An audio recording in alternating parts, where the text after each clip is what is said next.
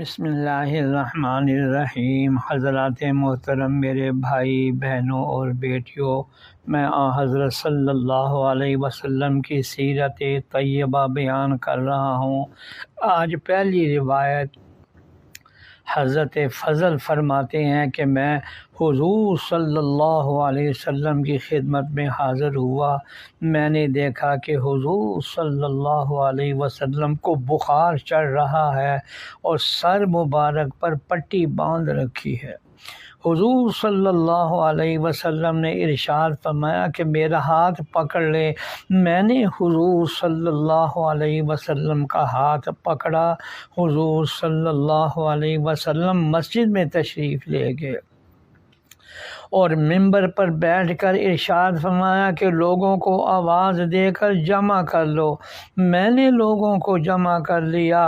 حضور صلی اللہ علیہ وسلم نے اللہ تعالیٰ کی حمد و ثنا کے بعد یہ مضمون ارشاد فرمایا، میرا تم لوگوں کے پاس سے اب چلے جانے کا زمانہ قریب آ گیا ہے، اس لیے جس کی کمر پر میں نے مارا ہو میری کمر موجود ہے، بدلہ لے لے۔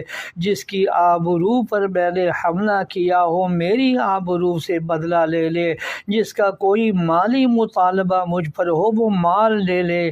کوئی شخص یہ شبہ نہ کرے کہ مجھ سے بدلہ لینے سے میرے دل میں بغض پیدا ہونے کا ڈر ہے۔ بغض رکھنا میری طبیعت میں ہے، نہ میرے لیے موزون ہے۔